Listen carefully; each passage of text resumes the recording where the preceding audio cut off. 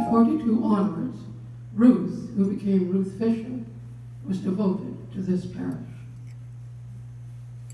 In the larger room of the mission, my dad, Dr. William Miller, was in charge. One of his dental patients was the Reverend Larmonth, who was the force behind the building of St. John Shaughnessy Church.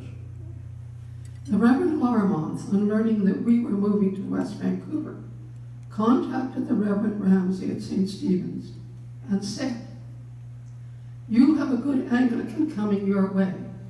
Put him to work." The Reverend Larmonth was not a man to be denied. The Reverend Ramsay immediately telephoned my dad, reported what the Reverend Larmonth had said, and asked Dad to take charge of the Sunday school at the mission.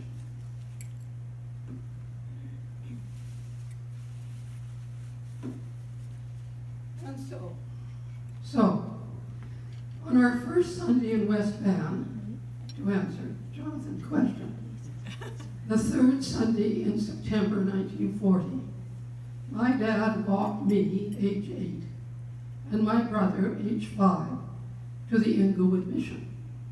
Dad's wartime gasoline ration didn't allow for drives to Sunday school.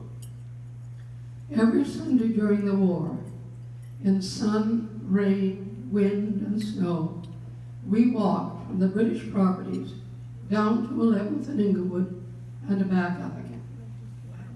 The back up again was the hard part. Following that opening church service in 1933, the mission building functioned solely as a Sunday school until Thanksgiving Sunday in 1941, when we had a service of Holy Communion. From then on, we welcomed a series of deacons and theological students for morning prayer each week after Sunday school. Once a month, we had Holy Communion, conducted by a retired clergyman. And thus began our altar guild, in the person of Mrs. Nora Newman.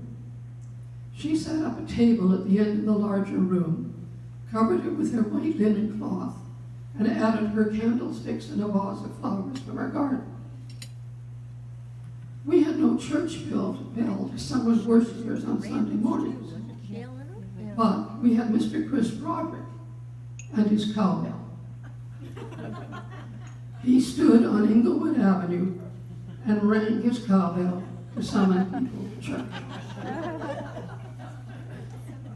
Since 1934, the Women's Auxiliary of the Mission have been raising funds through their recipe book, their sewing and knitting bees, and their Christmas bazaars.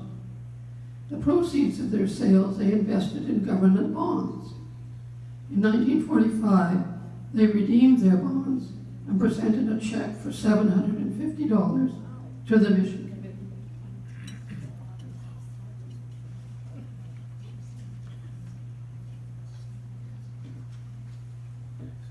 The committee used the money to purchase a lot immediately to the west, the lot that separated the mission property from Farmer Hadwin's field at 11th and Inglewood, the home of the legendary Minnie the Goat.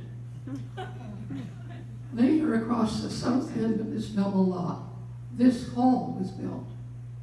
In 1956, our church building was connected to the hall on the north side.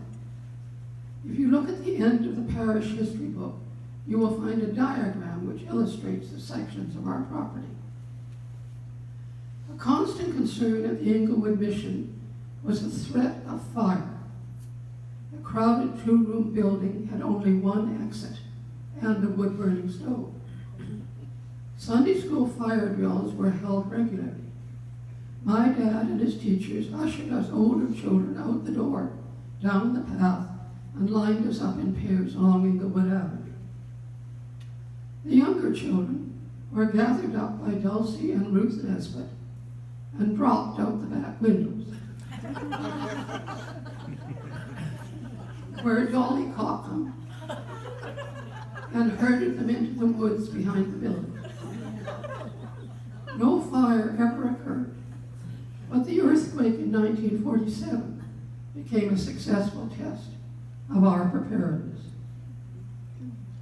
I will close with a quotation from our parish history book.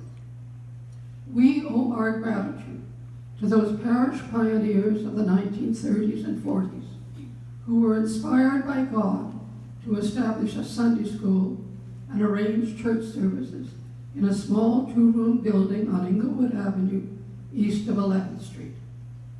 Today, we have an Anglican community in a church on that site because of their vision and determination.